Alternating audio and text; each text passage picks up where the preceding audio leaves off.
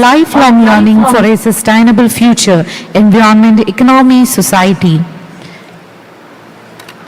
May I invite our guest, Padma Bhushan Sri Kamlesh D. Patel, Daji, Dr. Mohammad A. bin Fahad, Professor Seema Sodoma, Professor Prasad Krishnan, Sri K. Anand, Dr. M.S. Murali, Dr. Jacob George onto the stage.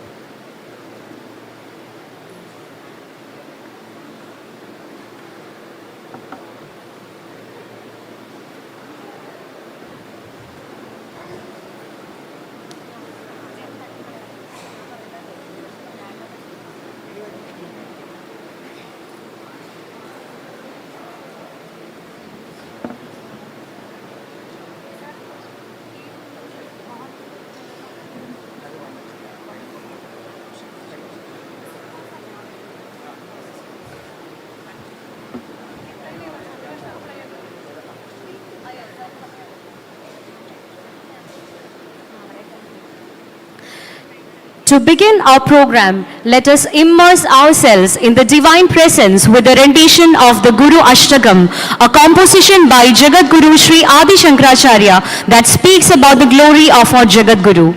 It is customary in our institution to start every program with the recitation of the Guru Ashtagam. We request everyone to kindly be seated and join us in understanding the meaning of these verses and incorporating them into our daily lives.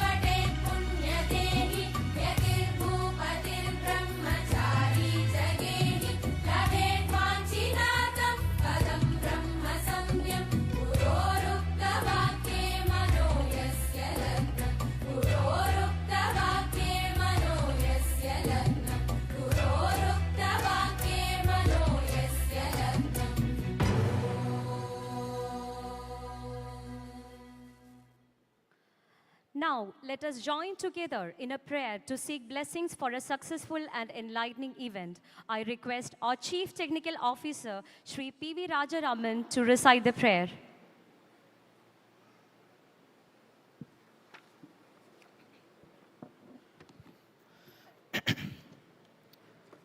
ॐ सदाशिवसमारम्भां शङ्कराचार्यमध्यमाम् अस्मदाचार्यपर्यन्तां वन्दे गुरुपरम्परां भारतीकरुणापात्रं भारतीपदभूषणं भारतीपदमारूढं भारती तीर्थमाश्रये विद्या विनयसम्पन्नं वीतरागं विवेकिनं वन्दे वेदान्ततत्त्वज्ञं विदुषेखरभारतीं गुरुनाथन् துணச்செய்க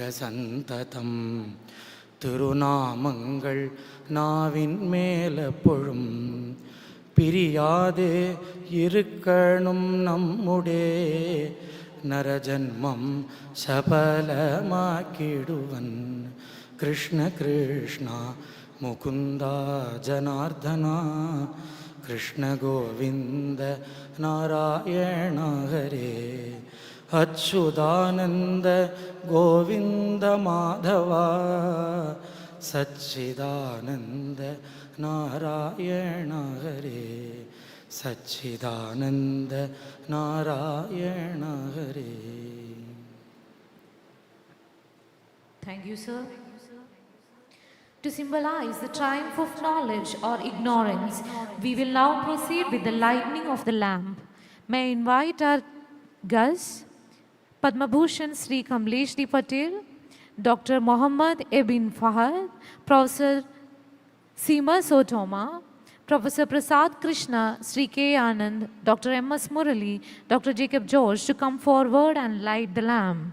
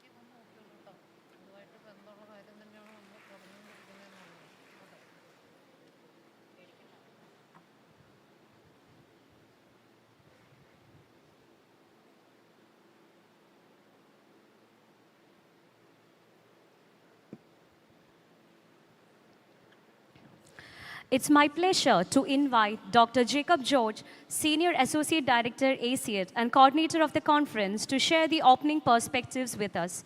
Please welcome Dr. Jacob George to stage.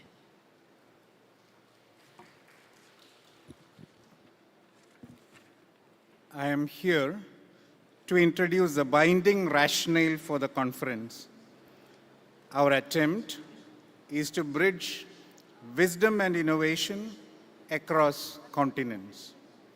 Honorable dignitaries, esteemed faculties, researchers, and scholars, good morning to all. It's an honor to address this august gathering of distinguished scholars, leaders, and visionaries. Today, we stand at the intersection of knowledge, culture, and innovation, united by a shared commitment to lifelong learning, environmental stewardship, and holistic well-being. As we open this conference, let us draw inspiration from the philosophies that drive the ASM Lifelong Learning Hub in Ireland, the Said International Foundation for Environment in Dubai, UAE, the Adi Shankara Group of Institutions in Kaladi, and the teachings of Sri Kamlesh D. Patel, fondly known as Daji, the global head of heartfulness and the sustaining force behind the training program named Brighter Minds. The Assam Lifelong Learning Hub, based in Ireland, epitomizes the essence of lifelong learning. It fosters international collaboration, bringing together researchers, educators, and policymakers from Asia and Europe. This hub underscores the importance of continuous education, recognizing that learning is not confined to classrooms, but is a lifelong journey. It emphasizes the need to adapt to changing environments and the pursuit of knowledge that evolves with time. By promoting inclusivity and access to education for all, Assam Lifelong Learning Hub ensures that every individual has the opportunity to thrive and contribute to society. In Dubai, the Said International Foundation for Environment champions environmental sustainability and conservation. Under the visionary leadership of Dr. Mohammed A. bin Fahad, the foundation has become a beacon of hope in the global fight against climate change. It recognizes that our planet's well-being is intricately linked to our own, and that sustainable development is essential for future generations. The Foundation's initiatives, such as the Said International Prize for the Environment, highlight the power of collective action and the need for innovative solutions to protect our natural resources. At the Adi Shankara Group of Institutions in Kaladi, Kerala, education is seen as a holistic experience that nurtures the mind, body, and soul. Founded on the principles of the great philosopher Acharya Adi Shankara, the institutions strive to provide students with a well-rounded education that fosters intellectual growth, ethical values, and spiritual awareness. The managing trustee, Sri A.K. Anand, has been instrumental in guiding the institutions to achieve excellence while maintaining a deep connection to cultural and spiritual roots. This approach ensures that students are not only equipped with academic knowledge, but also with the wisdom to navigate life's complexities. Finally, and most importantly, let us turn to the teachings of Sri Kamlesh D. Patel, fondly addressed as Daji, the global head of heartfulness. Daji's philosophy emphasizes the importance of inner transformation and self-realization. Through heartfulness meditation practices, individuals can achieve inner calm, clarity of thought, and emotional balance. Daji's vision extends to the Brighter Minds initiative, which aims to enhance cognitive abilities and emotional intelligence in young minds. By integrating scientific methods with spiritual practices, Daji's teachings offer a pathway to holistic well-being and personal growth. As we embark on this conference, let us embrace the philosophies that unite us, from the continuous pursuit of knowledge and environmental stewardship to holistic education and inner transformation. These principles form the foundation of a better, more sustainable future. Together, we can bridge the wisdom of ancient traditions with the innovations of modern science, creating a world where every individual can thrive and contribute to the greater good. Thank you. Thank you, sir. Next, I would like to invite Sri K. Anand, the Managing Trustee of Adi Shankara Trust, to deliver the welcome address. Shri K. Anand is the Managing Trustee of Adi Shankara Trust, which oversees the Adi Shankara Institute of Engineering and Technology and other educational institutions in Kaladi, Kerala. Under his leadership, the trust has been dedicated to promoting excellence in education and fostering holistic development among students. Shri K. Anand has been instrumental in guiding the institution to achieve high standards in technical education and ensuring that the vision, mission, and objectives of the college are realized. Please give a warm round of applause for Shri K. Anand.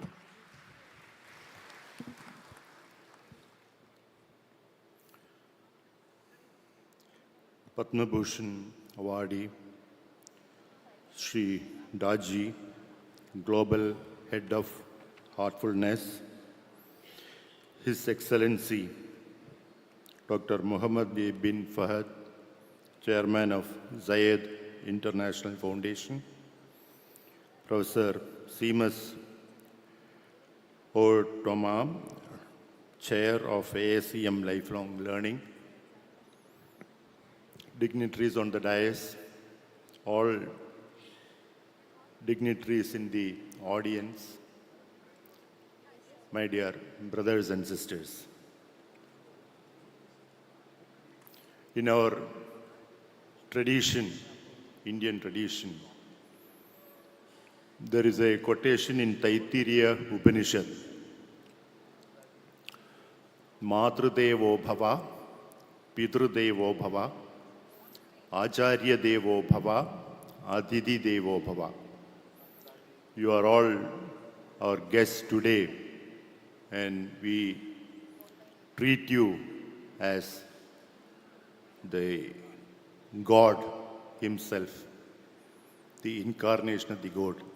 God has given us an opportunity to host you, and that is one of the greatest blessings that we have today. And that gives me real happiness from the bottom of my heart to be here with you on this occasion. There is a verse in Bhagavad Gita. This is just stray thoughts that is coming to my mind. There is a verse in Bhagavad Gita in 2nd chapter, verse number 54. A question is asked by Arjuna to Krishna. Sthita prajnasya ka bhasha samadhistasya keshava sthidadi kim prabhashyeda kimasida vrajeda kim. Just meaning is, what are the qualities of a man of steadfast wisdom? How he sits, how he walks.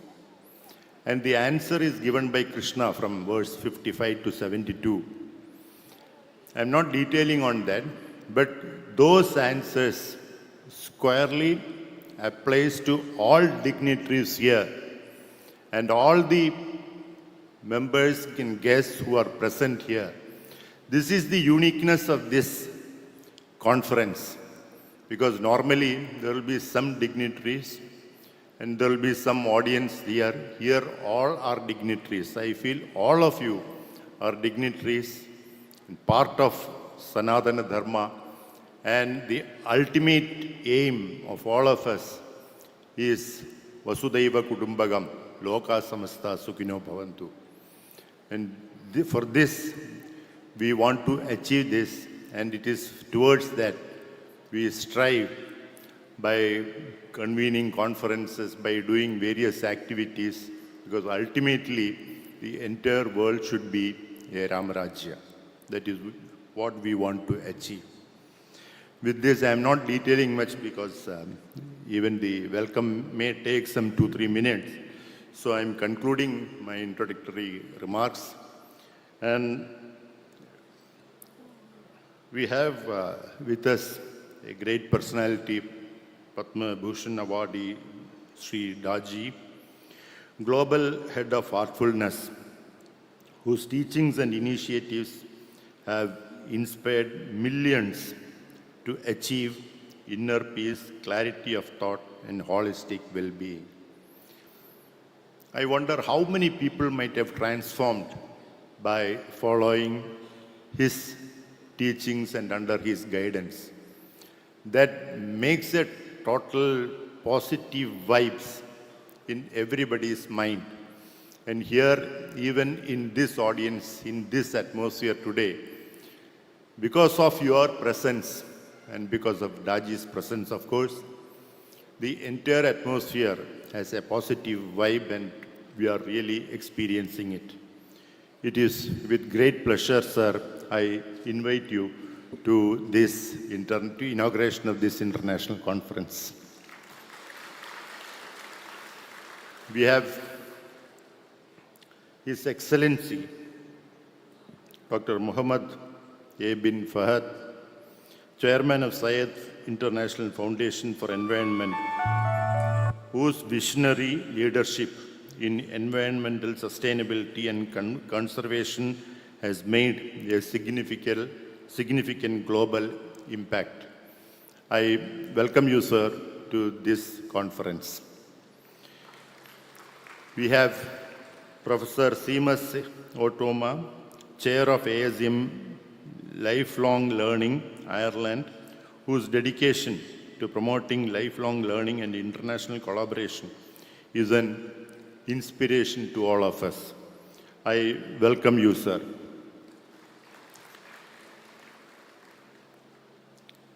Professor Prasad Krishna, Director of National Institute of Technology, NIT Calicut, and IIIT Kottayam, whose contribution to the technical education and research have been instrumental in shaping the future of engineering and technology.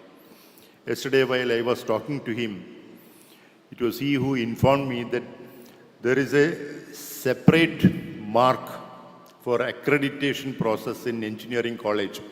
Criteria 12 relates to lifelong learning, and that is what is exactly we are doing here. Though most of the people may not know what lifelong learning is, but certainly it has a great meaning that if we implement it, it will be good for the welfare of the entire mankind. So I, with great pleasure, invite Professor Prasad Krishna to this function, sir. Thank you. We have in this conference many dignitaries, Professor Soren Ellers, Reinhard, Dr. Rosanna Barros, Arne Carlson, Professor Sabine, Dr. Lindsay, Dr. Jan Schiller, Professor Jonas Linder, Dr. Varsha, Yogacharya Rajendra Yankanamule, Dr. Shalini Singh, and many other dignitaries. It is with great happiness that I invite them all to this function. We have with us our principal, Dr. M.S. Murali, and his guidance leads us in the right path. I welcome you, sir, to this meeting. We have Dr. Jacob George, who is instrumental in arranging this entire international conference. It is with great pleasure that I welcome Dr. Jacob George. I welcome all other dignitaries. My friends are also here, invited guest, Dr. Sri George from Zayed, International Foundation, and Nishant and Mr. Mohan, Anil Kumar. Many people are here. I welcome each and every one of you because today is it's a totally different audience. Like every one of you is a dignitary today. That is how we see you. That is how we want to treat you. And my request is that while welcoming all of you, it is my request that please participate as far as possible in this conference, and we will try to implement whatever comes out of this conference. And ultimately, if we can succeed in 1% in making this world, a Ramarajya, that will be a great success. And ultimately, that is what is going to come with us when we leave from this world. I thank you all for your gracious presence, and I welcome you and hope that you will have a nice time here. Thank you very much. Thank you, sir. We are honored to have Professor Seema Sodoma, Chair of the ASEM Education and Research Hub for Lifelong Learning, with us today. Professor Otoma is a distinguished academic and advocate for lifelong learning. He serves as the Director of Adult Continuing Education and a Senior Lecturer in Politics at University College Cork, Ireland. As Chair of the ASEM Hub, he has been pivotal in fostering international cooperation between Asia and Europe in lifelong learning research, promoting inclusive and sustainable education accessible to all. In addition to his role at ASEM, he is a member of the UNESCO Institute for Lifelong Learning Advisory Group and has contributed to numerous global research initiatives on lifelong learning. His work has made him a respected figure in the academic community. Professor Otoma will deliver the keynote speech. Please join me in welcoming him to the stage.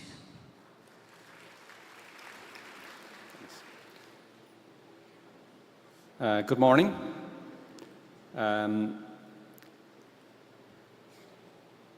The previous speaker, I think, said some things that were really important. And one of the most important things he said was about each one of you as participants here today at this event. Each person is important, each person is unique, each person is special. So whatever this conference brings, it brings it to you. You're not just sitting here as a member of the audience, you're sitting here as an individual. You're sitting here as somebody who can change the world, not just for yourself, but for other people around you. And I think it's a very good place for us to start. And I really like that philosophy. It's a really important philosophy in lifelong learning. It's also important to begin with to say that I come from Ireland, I come from Europe. There is nothing that we know or that we can say that you don't already know. India has been involved in lifelong learning through the ages. You have very ancient civilizations. So there's nothing I'm going to say that's going to bring news to you or something new or different, because you were already doing it. You were already lifelong learners. It's important that we acknowledge that we acknowledge that we're all lifelong learners.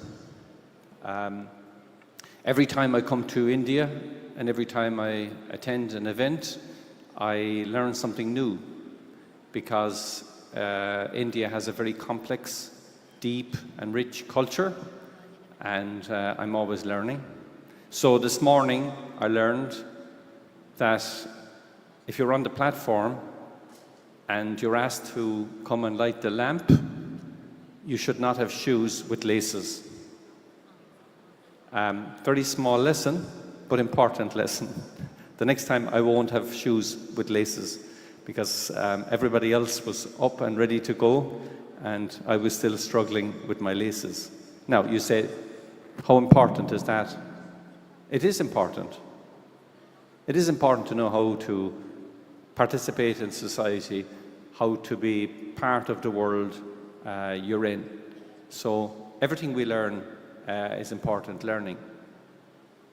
Outside, before I came in, I saw the signs to turn off my phone, but I left my phone on because I wanted to look at one photograph that I took outside, and I didn't want to get it wrong. There's a vision and mission statement out here for the Adi Shankara, and I'm sorry I'm saying it wrong, but when you come into an organization, when you come to a place and you see a mission or you see a statement, it's important. It's important that people make a statement about what they are, what they're about, and what they're trying to achieve. And sometimes people dismiss that. They say you need to walk the walk and not just talk the talk. But it is important.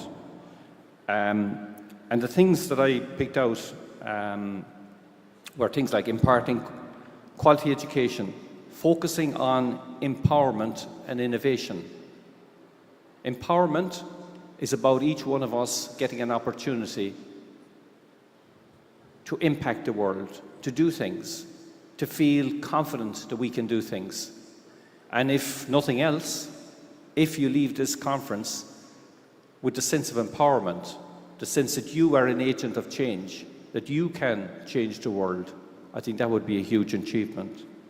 And innovation is obviously about doing new things.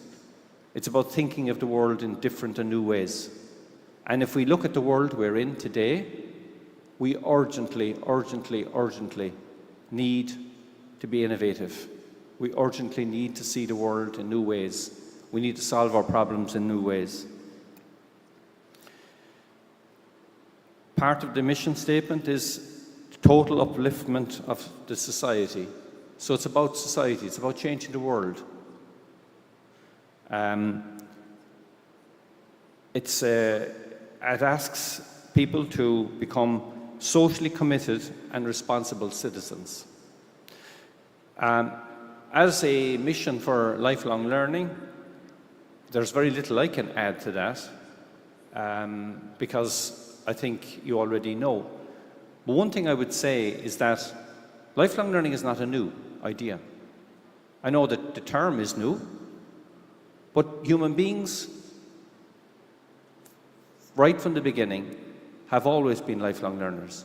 We are all lifelong learners. We are all constantly learning. Even if we don't want to learn, we're learning. So I don't want us to leave here with some kind of mysterious idea of what lifelong learning is. It's what we do every single day, every single one of us. So I had a plan here to talk about what the ASEM mission is, and I know I'm probably gone over time already. Point it somewhere. Yeah, look, this is just the mission that we set out first day. But you can see that there's actually nothing new or extraordinary there. It's about trying to be impactful in the world. And I suppose the critical thing for me is this idea that it's an essential paradigm in the contemporary era. This is really important now because we really have to learn together. And in the ASEM project, it's not about, and I'm very conscious that I am the worst form of human being. I am a white, old man. These are the people who've caused most trouble in the world. So I apologize for that. So I would say lifelong learning isn't about European ideas coming to Asia. It's not about grand plans coming from other places. It's about us sharing. It's about us learning from India. It's about you teaching us what you do. So together, collectively, we can create a more dynamic lifelong learning ecosystem. So that's really, really, really important. But it's important, and I say this coming from a country that suffered for a long time about an inferiority complex. It's important that you are confident in yourselves, that you speak up for yourselves, that you are clear, that you have a contribution to make to the world, that you're not expecting people from outside to tell you what to do. India is a really important cultural driver on planet Earth. You are the biggest country in the world. Be confident of that. Be confident of what you can contribute to the world, to what you can, how you can shape the world. You don't need me to be telling you. You know already these things yourselves. These were the kind of key ideas that we talked about in terms of challenges in an unpredictable world, and we can see this. Skills, constantly changing, you know, emergence of new technologies and so on and so forth, demand new things from us. Careers keep changing. There was a time when you started a job and you stayed in the job for your whole life. Now people change careers all of the time, many, many, many times. And this is becoming increasingly the case for young people. Where you live, people are living in different places, all over the place, all over the world. Where they work, how they work, these things are all changing. How we learn. And again, this is important, that we realize we learn in every context, but there are so many different places we learn now. We think about education. Education is a tiny part of the learning process. We learn far more things outside of education than in education. We're learning things online, we're learning things from each other, we're learning things everywhere. So it's keeping our minds open to that. We have these major global challenges. Climate, which sometimes people tend to forget a little bit about. Climate is a massive challenge. We can only solve it collectively. We can only solve it by each one of us contributing to that, and even understanding it, and understanding what the challenges are. Migration, more and more people are moving around the world. There are lots of challenges there in terms of how we live together, how we, coexist. Security, I don't need to emphasize that too much. We can see all the wars and disputes that are in the world. I saw just, I think yesterday or the day before, this man from Japan who survived the atomic bomb, died, but he spent his life advocating for peace. He was a victim of a really horrific event in a war, but he dedicated his life to peace. So security is important. And technology is constantly changing. Artificial intelligence is the one today that we're talking about, changing the world. You think back a few years ago, it was nanotechnology, and there's all different kinds of technologies that are changing our world. So these are all important. And just a final point, and I've made this one already, I think. Lifelong learning is really lifelong. Sometimes people think that maybe it's just for young people. We're learning throughout our lives, constantly learning. When I was introduced here, somebody came and brought me a rose. And somebody else gave me a rose a bit earlier. And roses are very important for me as a flower because they remind me of my mother. My mother grew roses in her garden. She was a real lover of roses. So every time I see a rose, it reminds me of my mother. In the latter stages of my mother's life, when she was in her late 80s, she had dementia, actually in her early 90s, and she went to live in a nursing home. And I went to visit her one day, and there was a painting, a little watercolor painting beside her bed. And I said, wow. I said, that's very nice. Where did this come from? She painted it. She had never painted any time in her life. And she learned to do watercolors with dementia. So we need to keep our minds open to learning. I have that picture in my house now. It's a beautiful picture. So we constantly learn throughout our lives. So it's not just for young people, it's for everybody. So that's a really important part of our mission as well. So we need to promote lifelong learning. That means that we acknowledge ourselves as learners, we acknowledge other people as learners, but we also need to facilitate lifelong learning. That means we create opportunities for people to learn, and that is everybody. Everybody, in every context. I'm sure I have gone well past my time limit by now, so I'm going to stop. But thank you very much for inviting me. It's an honor for me to be here with you. I know I'm going to learn a lot over the coming days. We are all going to learn a lot, and I think it's a very exciting opportunity for us to learn together, work together, talk together, and as the previous speaker said, you know, it's about creating a better future for all of us. Thank you very much. Thank you, sir, for your kind words. Next, we have another distinguished guest of honor, Professor Prasad Krishna, Director of NIT Calicut and IIIT Kottayam. Professor Krishna has over 37 years of experience in sectors like automobile manufacturing, precision machine tools, space research, and teaching in engineering.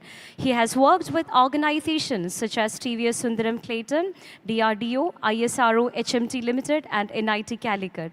Professor Krishna has contributed significantly to quality assurance in technical education and presented at international forums. He has also held leadership roles, including Dean of Alumni Affairs, and served on several national boards. Professor Krishna is also a heartfulness meditation trainer promoting spiritual practice under the Sahaj Ma system. We are honored to have you with us, Professor Krishna. We request you to kindly join us on stage for an address.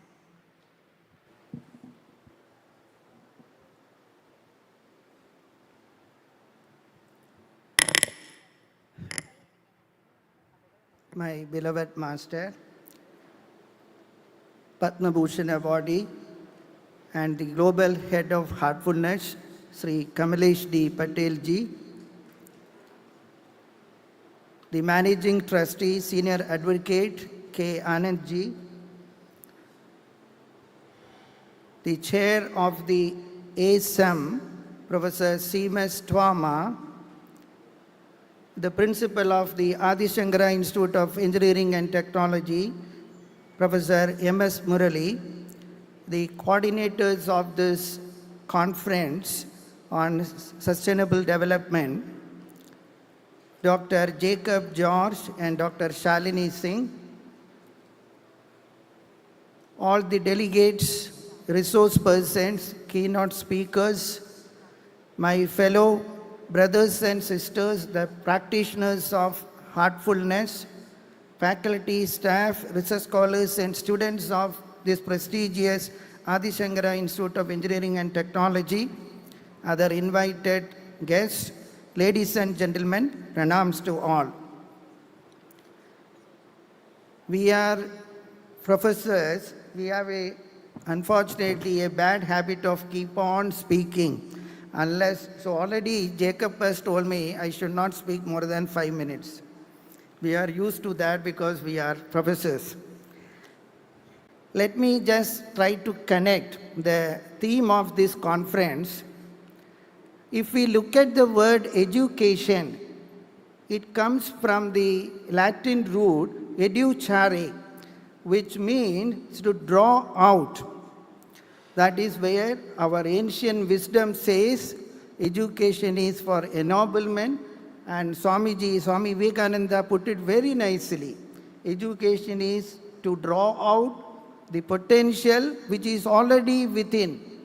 It is a process of manifesting the divinity or the perfection which is already within, which assures that there is already a potential which can go to the infinite limit. And if we look at what we are doing, unfortunately, in a typical curriculum, whether it is 3-4 years, whatever may be, we give focus on the education which is never, even the Greek philosophers, Aristotle says, education can never be complete without the education of the heart. And if you look at in 2012, the pillars of learning, what UNESCO has formulated, there are 4 important pillars all of us in education know. The first one is learning to know. Second one is learning to do. The third one is learning to live together. And the last one I like the most is learning to be. And they've added one more pillar, which is learning to transform oneself and transform others. That is where the spiritual movement like heartfulness is very important. Can we, with the kind of responsibilities as a grihastha, can we tap into the infinite resources of our heart and become learning to be, become what we are supposed to become? It is none other than this great philosopher who was born in this place, Kaladi, the Jagat Guru Adi Shankara, who has told, how do we learn? We learn by Sravanam, Mananam and Nididhyasanam. Today, in our engineering and science, we talk about the Bloom's taxonomy, the Benjamin Bloom's taxonomy, where the different levels of learning, from mere remembering, understanding to analysis, synthesis, design and creation. But it is none other than Adi Shankara who told that it is not just if I hear, I forget. If I see, I remember. If I do, I learn. The entire foundation of spiritual education is always I explore, I observe, I experiment with my own self, then I get experience, and then only the education part comes.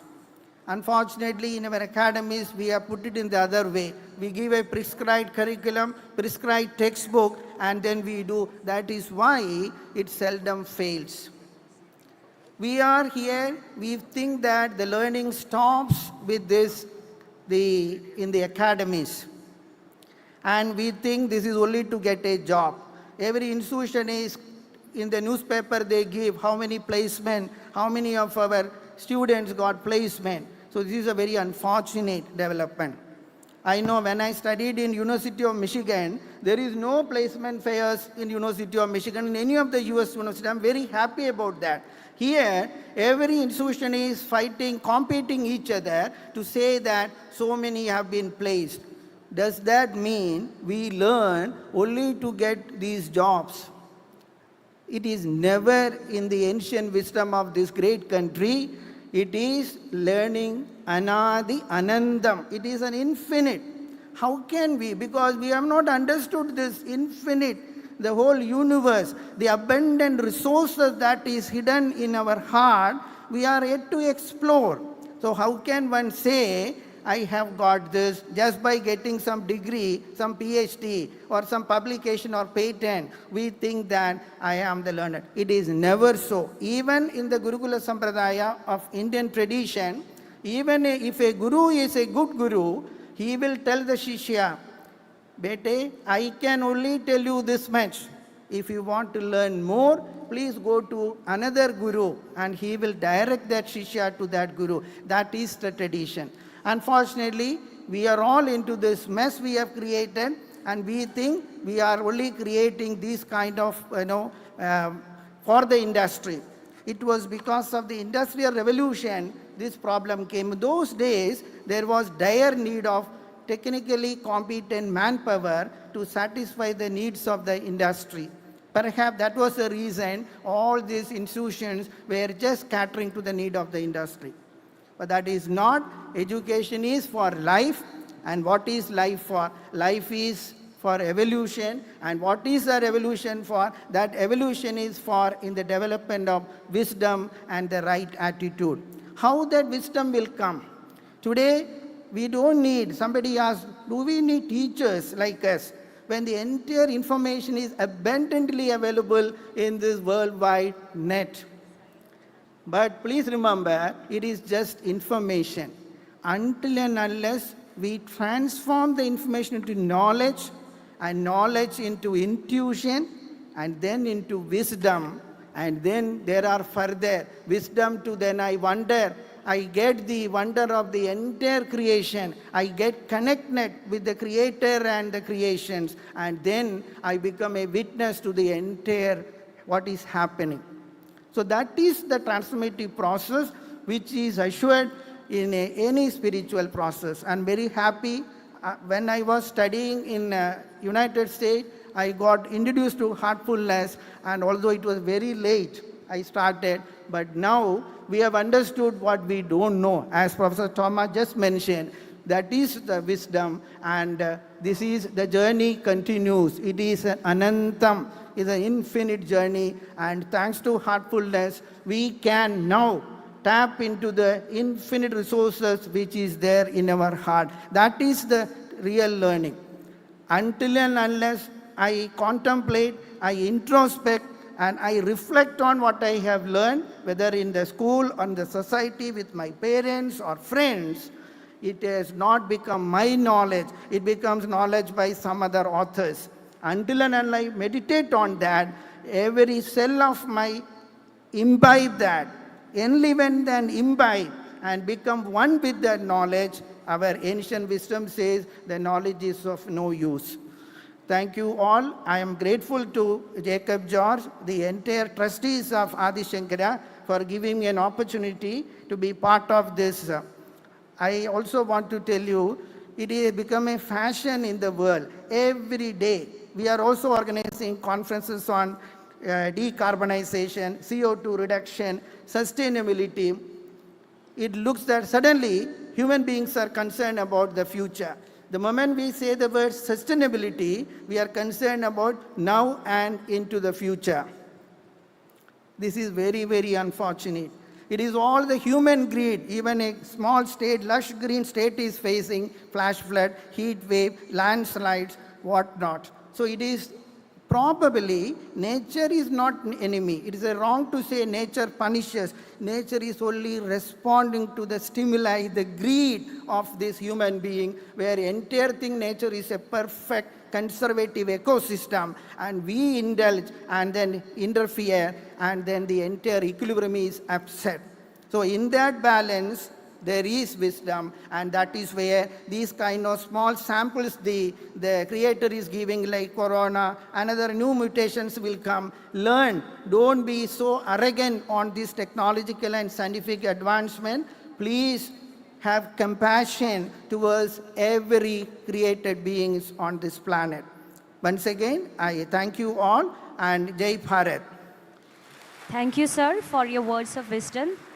It's now my privilege to introduce our esteemed guest of honor, His Excellency Dr. Mohammed A. bin Fahad, Chairman of the Said Foundation, Dubai. His Excellency Dr. Mohammed A. bin Fahad, Chairman of the Said Foundation for the Environment in Dubai, UAE, is a leading advocate for environmental sustainability. Under his leadership, the foundation has driven awareness and action on climate change and conservation, including launching the prestigious Said International Prize for the Environment to recognize contributions to sustainability. He has also collaborated with international organizations like the UNEP to develop educational programs focused on green economy and sustainable development.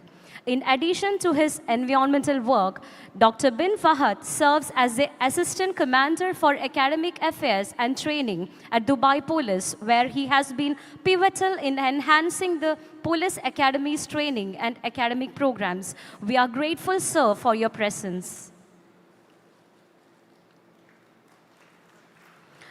Now, I request Dr. Asa Abdulatif, CTA, Said International Foundation for Environment, Dubai, to deliver an address on behalf of His Excellency, Dr. Mohammed A. bin Fahad. Ma'am, please. Heartful greeting. Good morning, everybody. On behalf of our chairman, the Professor Muhammad Ahmad bin Fahad, the chairman of the Zaid International Foundation for the Environment, I would like to deliver this speech. Excellencies, honorable guests, Mr. K. Anand, trustee of Adi Shankara Group, Honorable Daji, President of Shri Ram Chandra, students and youth, the guardians of the planet Earth, ladies and gentlemen. It is a great honor to address both the present and the future in this green gathering. Thanks to Adi Shankara for the invitation and for the initiative of linking lifelong learning with sustainability, which aligns with our mission of lifelong activeness. Many people believe that retirement at age 60 should mark the end of their active lives, when they are at the peak of their professional and social experience. When one becomes inactive, feelings of worthlessness often arise, accompanied by concerns about declining health. We believe Todd Henry was right when he said, "Die empty," because we accumulate a wealth of knowledge and experience, and it is both our duty and ethical obligation to pass it on to the next generation.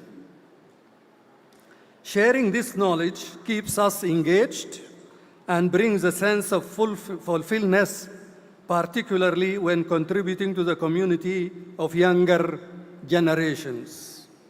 This also helps maintain our mental and psychological well-being. The late Sheikh Zayed bin Sultan Al Nahyan, founding father of the United Arab Emirates, was a prime example of a wise leader who not only focused on empowering youth and caring for the environment in the UAE, but also worldwide. Ladies and gentlemen, the Zayed International Foundation for the Environment was founded in 1999 by His Highness Sheikh Mohammed bin Rashid Al Maktoum, UAE Vice President, Prime Minister and ruler of Dubai, to honor and embrace the legacy of the late Sheikh Zayed, the founding father of the UAE.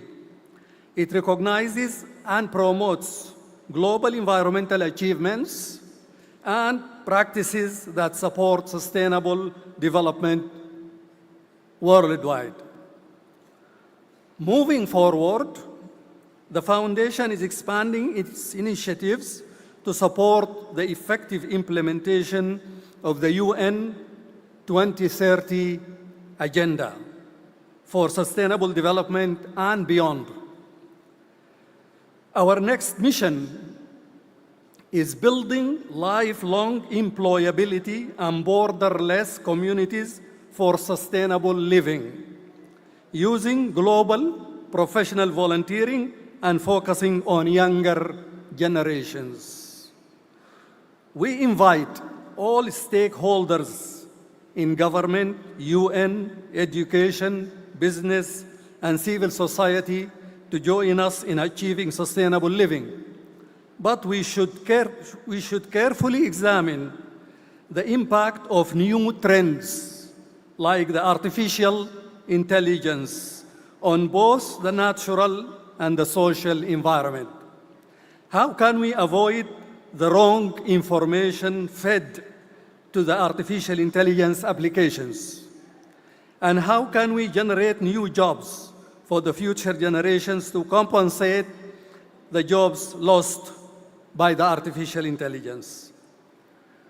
The Zayed International Foundation for the Environment is also introducing an initiative which is very much related to the heartfulness and the internal energy and knowledge that we need to use. The new initiative is called the Human Wear, which means we should focus more on human beings when we want mechanisms to solve our environmental and social problems, which means we should focus more on education and awareness raising to use the human being itself to develop the communities and societies. We look forward to further collaboration with Adi Shankara Group and other similar entities in India. Together, we can change the path of humanity towards a more sustainable world and safe, healthy planet. Thank you all again, and have a wonderful conference. Thank you, sir. Now, it is my great honor to introduce our chief guest, Padma Bhushan awardee, Daji, Sri Kamalesh D. Patel, Global Head of Heartfulness. Padma Bhushan awardee Sri Kamalesh D. Patel is a renowned spiritual leader, author, and the fourth Raja Yoga master in the Sahad Marg system. As president of the Sri Ramchandra Mission, he has expanded its global reach, making meditation accessible to millions. Daji also founded the Heartfulness Institute, which provides value-based development programs in over 5,000 educational institutions. In 2023, he received the Padma Bhushan, India's third highest civilian award, in recognition of his service. Daji has authored best-selling books including The Heartfulness Way, Designing Destiny, and The Wisdom Bridge. His Green Kanha project transformed 1,400 acres of land into a green oasis, promoting sustainability. Through his workshops, he has guided many individuals towards self-realization and improved well-being. Now, we present a video about our chief guest, Daji. Kamlesh Patel, affectionately known as Daji, Heartfulness Guide, is leading a worldwide movement to make free meditation training available to all. With the help of 16,000 volunteer trainers and over 10 million practitioners in 160 countries, Daji has transformed many lives. In his books and talks, he shares deep insights into successfully integrating one's spiritual and material life. Daji is also guiding volunteers to conduct research and innovation in the fields of ecology, agriculture, medicine, education, well-being, and the arts. Among the many initiatives he has pioneered are the creation of a model community and one of the world's largest meditation spaces at Kanha Shantivanam near Hyderabad, India.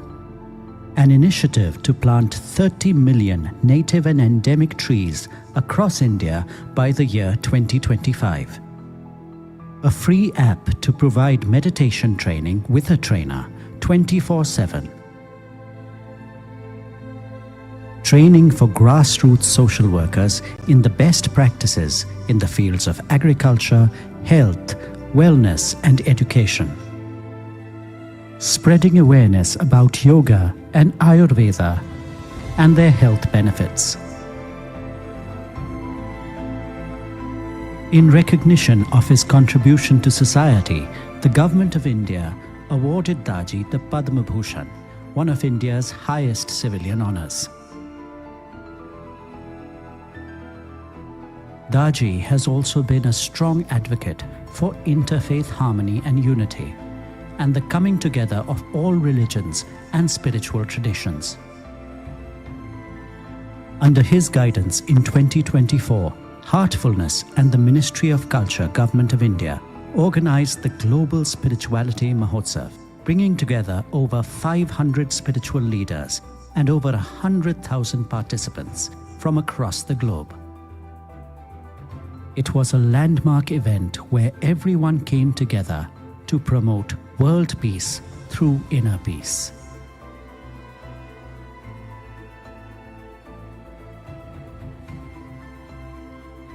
Under Daji's guidance, Heartfulness is collaborating with the local governments in 36 forestation projects across 8 states in India, covering 10,000 acres of degraded land.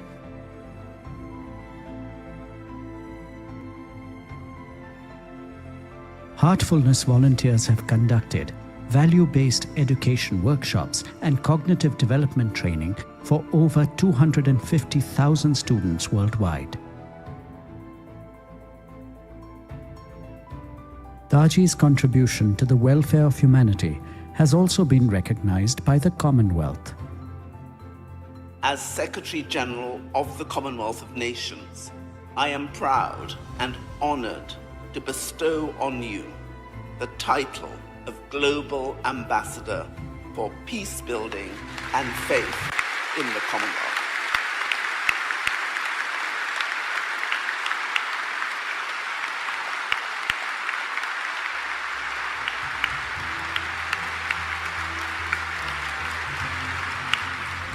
भाई कमलेश जी, जो हम सब पूज्यनीय दाजी के रूप में ही जानते हैं,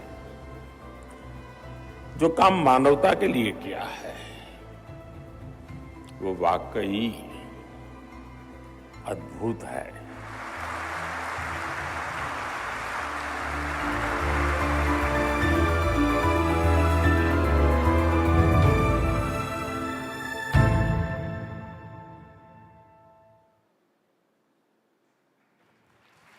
Thank you for your attention. We are excited to announce the release of his new book, The Power of Paradox by Penguin Random House. About the book, paradox arises from the logical tension between seemingly valid statements or ideas that cannot both be true at the same time. Exploring the similarities and differences helps us fine-tune our understanding of reality and open space for new possibilities. In the heartfulness way of living, Viveka and Vairagya are two techniques that provide the bedrock for a good life.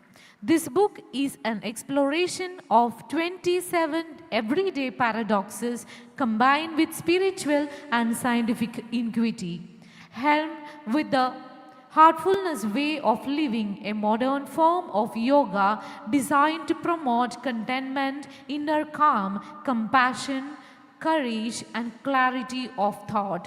These practices will help one clear the mind and unburden emotions of the heart.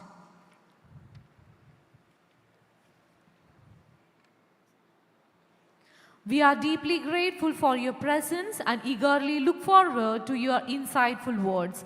Please welcome Daji to the podium.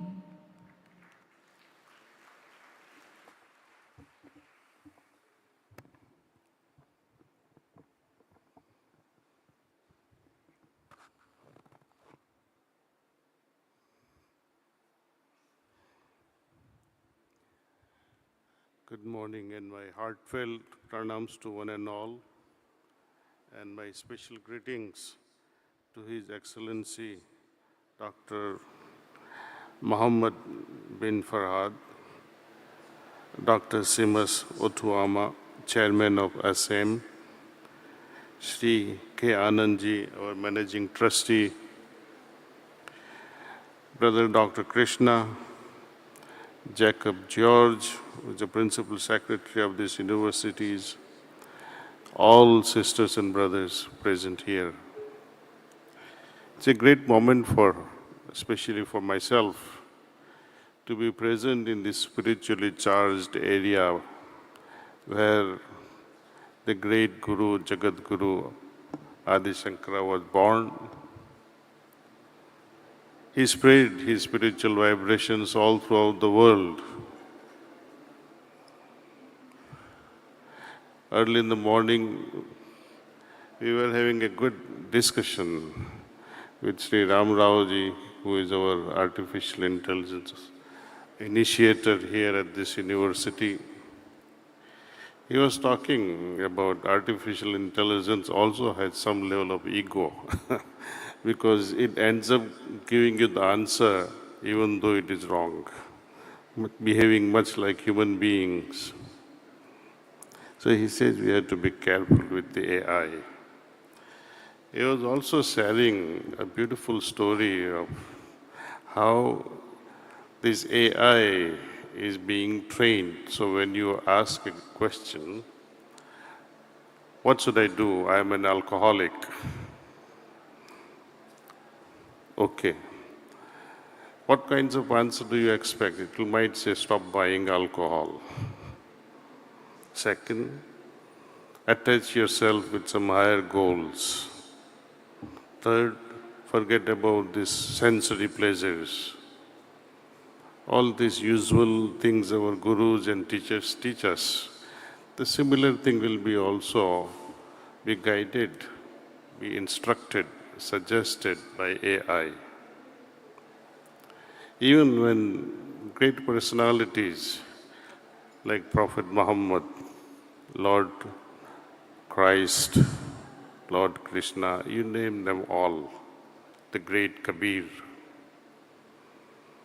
Everyone says great things. Their prescriptions are also very simple. Be love. Earlier they were talking of Sthita Pragya. Sri Anandji was talking on Sthita Pragya state from chapter 2 and some of the finest qualities attributed by Sthita Pragya individuals. Like AI, it can give you answers. Gita, Quran, Bible, all these holy books, they give you answers. None of them give you solutions. I repeat again, no holy scriptures gives us the solutions. They give you instructions, they give you suggestions. For example, when Krishna says, be like Sthita Pragya, meaning arrive at a spiritual state which is akin to, he gives an example of a lotus leaf remaining unaffected by its surrounding. Means, someone insults you, you should not react. Someone pleases you and gives you a nice, beautiful kiss on your right cheek, you should not say anything in romance. It becomes a dull life then, see. Kabir also says, what is the ultimate spiritual state? He says, I can only describe by giving you examples. He says, the ultimate state is like raindrops falling in the ocean and becoming the ocean. Buddha talks of nirvana, that the ultimate state is nirvana. Various educational institution also says, do this, and this, but ultimately we have to do it ourselves. What to be done to arrive at such lofty states? The biggest carrot Jesus has given, or the Prophet has given, is the allurement of the heavens. You do this, and this, and you will enter the heaven. Where is the heaven? You can enter something where there are gates. Are there gates in the heaven? If there are gates in the heaven, then there has to be walls. And if there are walls, there is finiteness, limitations. Tradition says, where there is God, there is heaven. Logically speaking, try to find out where there is no God. So there is no place without God, then in that sense you can say everything is heavenly. It's a matter of your own attitude. No one can teach us every lessons in our life. Life is full of surprises. If I tell you something that under these circumstances, behave like this or do this, but the same circumstance may not repeat ever again in your life, because life throws all kinds of curveballs bouncers. Those who play cricket, they understand bouncer balls and spin balls. And so life is full of such bouncers and spin balls, surprises. No one can prepare us how to respond under surprises. Sustainable existence has to have sustainable, continuous learning. And this learning can happen only when you are interested and you have the ability to observe, have interest in yourself. Without this ability to observe and having some level of interest, we cannot embark on the path of evolution. All scripture says, and why even take the support of the scriptures? Think of yourself. Can you ever be happy when you are restless and full of worries? Though you may have everything,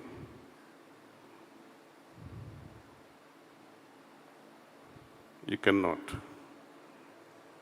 So how to get rid of this restlessness, disturbed mind, worries, anxieties? You have to have some peace. In order to arrive at a state of peaceful mind and heart, you have to have harmony within. Have you experienced harmony? How to recreate it? This is all about yoga. On an instant, you should be able to dive into that harmonious, peaceful, tranquil state and get the answers from within. And that's what dhyana is all about. Dhyana, loosely translated in English in Oxford Dictionary, it translated as thinking repeatedly on one subject. But actual dhyana, meaning meditation, is about transcending the mind itself. So it's contradictory definition in English. How do you transcend the mind itself? Use the mind.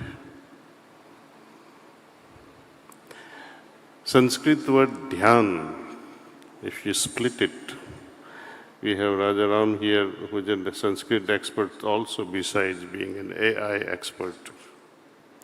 He can tell you that dhyan, you split this word, one is di, another is yan. Di in Sanskrit means ultimate wisdom. You will find this word twice repeated in Gayatri Mantra also. Dhimahi Diyo Yonaha Prachodayat. Praying to the deity that thou art the source of Di, the ultimate wisdom. Yan means vehicle that takes us to that ultimate wisdom. So, meditation is a vehicle that transports us to the ultimate wisdom.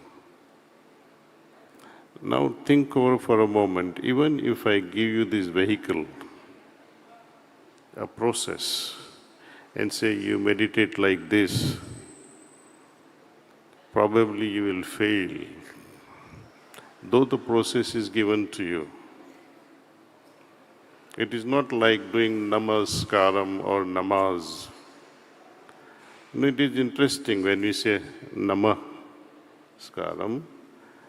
and namaz, they have the same root word. Nama means to bow down. Bow before the Lord. Coming back to this aspect of how to propel this vehicle It needs energy. You can try this, you can experiment this. In Urdu, they call this process as muraqabah. Chinese calls it as Zen meditation. Now it is a style to call it mindful meditation, where you become more and more and more and more aware, while the actual dhyana, actual meditation is all about transcending the mind, go beyond your awareness. So there is a drastic difference between actual meditation and what is being offered today in the yoga market. You meditate with the process as prescribed, and you meditate with the energy that is being infused during the meditation. You compare the results yourself. You don't wait for your death to experience the heavens. And who knows whether heavens are there or not? No one comes back from after death and say, yes, I was in heaven or I was in hell. If it is not experienceable here and now, then it is futile. Imagine, this trustee, our Sri Anandji, offers you and grants you salary in your next birth to all the faculty here. You will say, you are cruel, you are not giving us salary. Imagine this existence itself. If we are not going to experience that state of liberation, state of heavenly feeling within, forget about the future. These are carrots given by these saints and sages. They also scare you that if you don't do this, you will be damned into an inferno. So all religions, they use these two very successful instruments throughout the centuries after centuries after centuries. And these two instruments are deadly. And everyone gets into it. One is heaven, another is hell.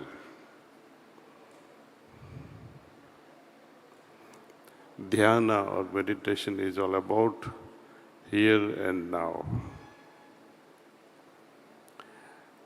It is the heart that guides us under every moment. Under all surprising moments. One of the most surprising moments in everyone's life is marriage. Whom to marry?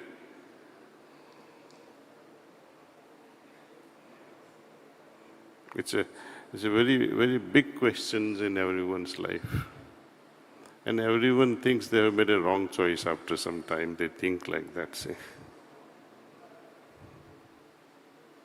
Very rarely a person would come up and say, oh, I made the right choice. How to make the right choice? Such episodes don't repeat in our lives. Once is enough. So you have to be very, very careful, and only your heart can guide you. Why heart? Think of every decisions that we have made so far. When you go with the heart, that project will be successful. When you go against the heart and still fulfill the project, even if it is successful, you will feel sorry at the end of it. So I encourage you, take a green light first from your heart and then proceed. I would like to share a little video so that you understand how the surprises comes in life like a riddle, and how heart very softly, very gently tells us how to sail through these problems. So may I request you to start a video, please? Okay.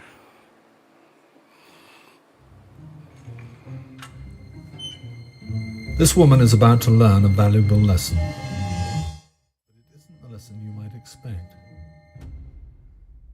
In a small village there was a most famous thief. Alexander the Sly lived with his daughter, free of wanting or grief.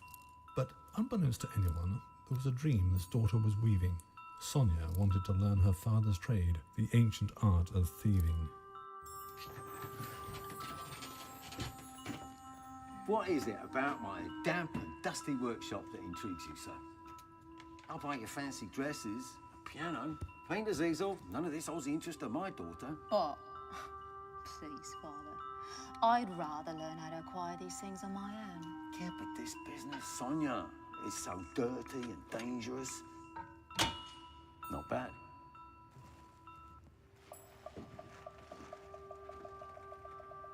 When are you going to take me with you?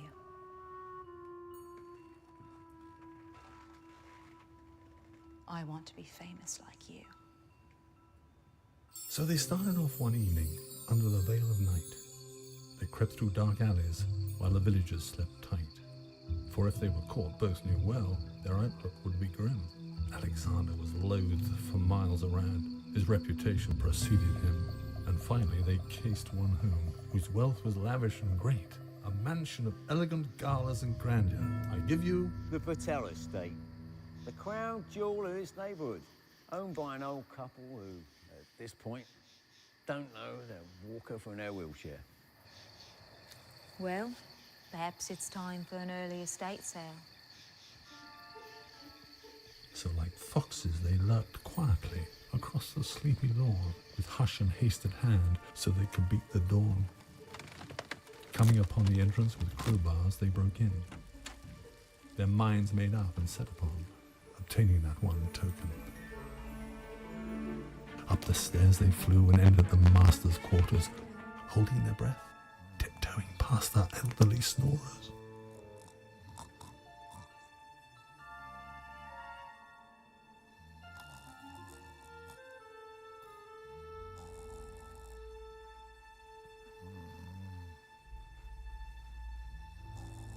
With a flick and a click they entered with greedy hands that burned.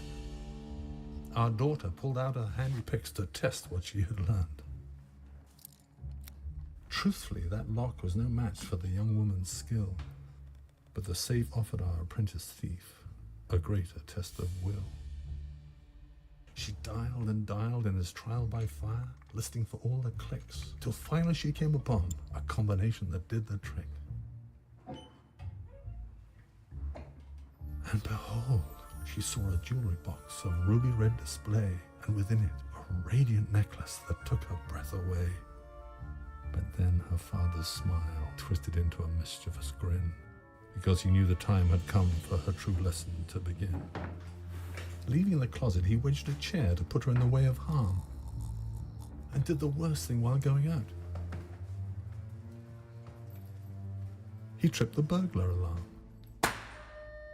And with that came a clamour that broke the midnight quiet. Dogs howled as Sonia struggled amidst the riot. The house woke up and waitstaff came out with lanterns in hand, giving Sonia but little time to hatch an impromptu plan. Breaking a vase upon the head of an unsuspecting maid, she stole her uniform and put it on, which acted as an aid. The maids ran left, the butlers ran right, while clever Sonia was nowhere in sight. Biding her time, Sonia slipped out, a nimble little while. In time to find the satchel and necklace father had left for her. She tied some bedsheets to scale the house, a clever insurrection, but not before sending the entire staff He went that way! in the wrong direction. Sonia ran like hell, but what happened next is a genius little thing. She found a well and dropped a boulder, as if someone had fallen in.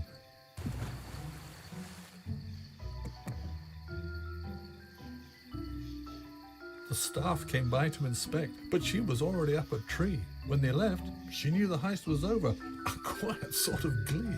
Rushing back to her quaint little cottage, she felt some consternation, and there at last she confronted her father for his rascally motivation. Why did you do this? Why did you ditch me? Why did you lock me in a closet? Why did you trip the alarm? I'm so glad you passed the test, love.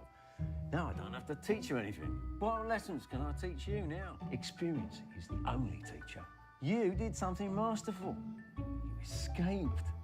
I can now pronounce you the greatest thief. You may even surpass me one day. Maybe. Yeah.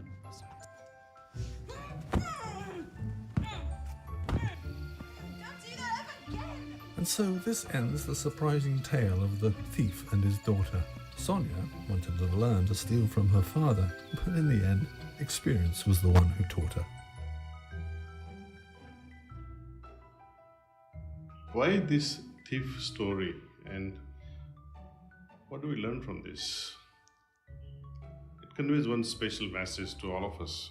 Not everything in life can be taught. Each problem will be unique, and there is no single formula to help us succeed in all situations. Preparations and learning make you competent, but to achieve true mastery, something really more is required. Such a great mastery requires great awareness, a 360-degree awareness. With awareness, you are creative. Awareness combined with a poised and a silent heart, mind that is alert, you can achieve a lot. And what is the secret of fostering such awareness, poised heart, still mind? It is what it has always been. Practice, practice, and practice of meditation. All the best.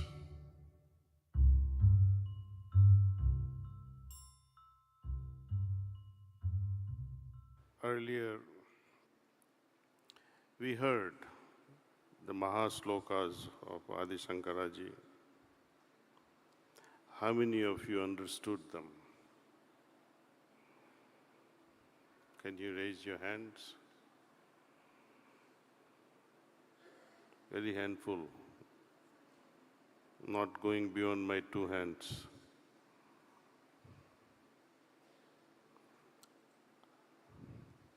There is a small village in Kerala, God's own country, where generation after generation, they pass on the knowledge verbally. They recite some words, and exactly what their grandfather spoke, father speaks, grandchildren speaks. But no one understands the meaning of it. But thank God, they are keeping this tradition of passing on this verbal knowledge. One day, who knows, someone might decipher this language. Sanskrit slokas are becoming too foreign to this land, and that is very unfortunate.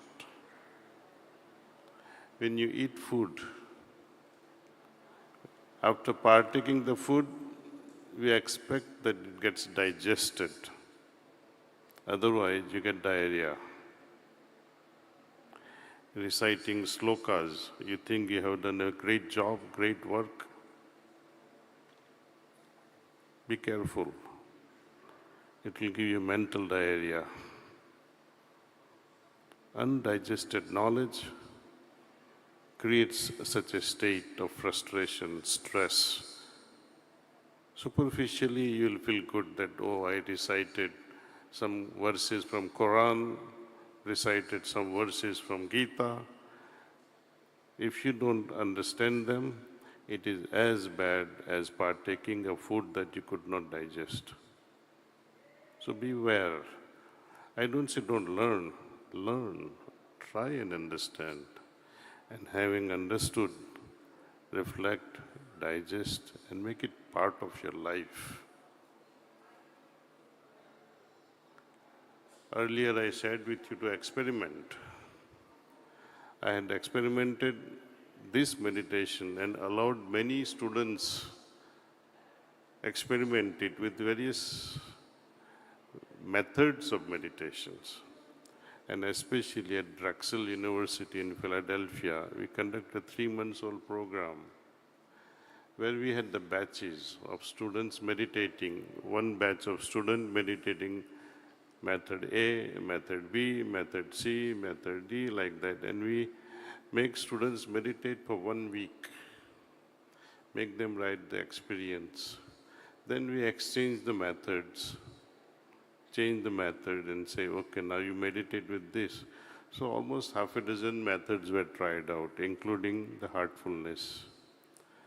But heartfulness meditation without the energy that I was talking to you about, called pranahuti, transmission, it cannot fly you into a state of superconsciousness. It is only through this pranahuti that one gets transported, fueled into this vehicle, the process of dhyana, and put us into a state of superconsciousness. And that has to be instantaneous, not later on. So I welcome all. You try this at least once in your lifetime. If you like it, practice it. If you don't like it, drop it. There are no charges anyway. There is an app called Heartfulness app. You can experiment with this meditation in the privacy of your own home. No religion is attached to it because you are meditating on whichever God you like to meditate or no God. Whether you are a believer or no believer, it is for all. So my humble request to you all to download this app called Heartfulness app and try it out. Thank you so much for listening, and I'm very grateful to George, especially from Zaid Foundation, and Sir Anand and Jacob ji, to make this possibility of interacting together and take it forward. We learn from you and you learn from us, and this is how this mutual partnership can grow. Looking forward to such a growth with all of you. Thank you. Thank you, sir, for your words of wisdom. I now request our Managing Trustee, Shri K. Anand, to honor our Chief Guest, Shri Daji, as a token of our love and respect. So please.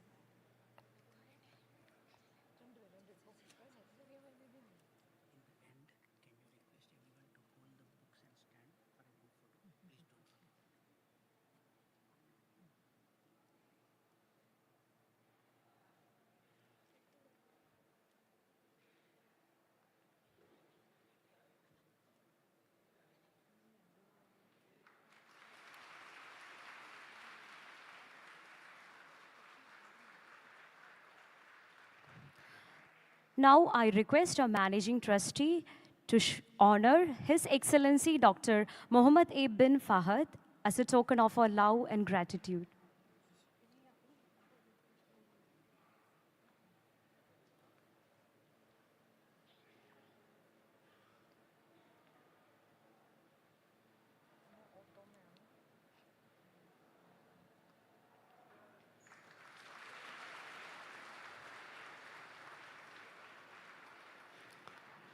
Now I request Sir to kindly honor Professor Seamus Otoma as a token of our gratitude.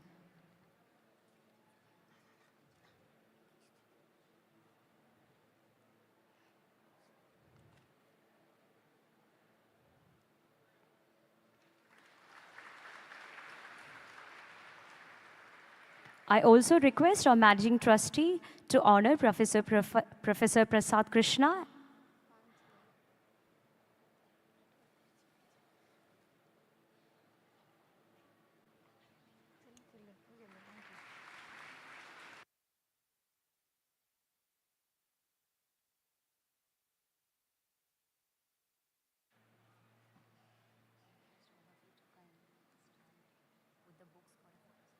I request all the dignitaries to raise and hold the book for a group photo. I request all the dignitaries on the stage to raise and hold the book for a group photo.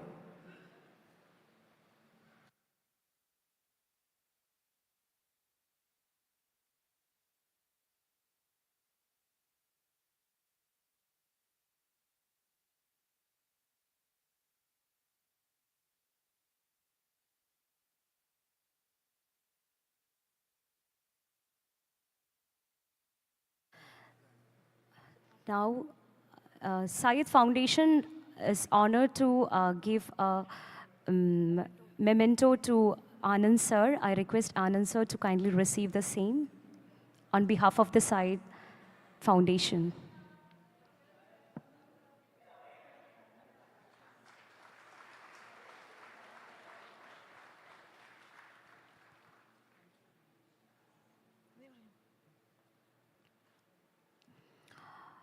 Thank you everyone for being part of this wonderful inaugural event. We are truly grateful for your presence and participation. Thank you all.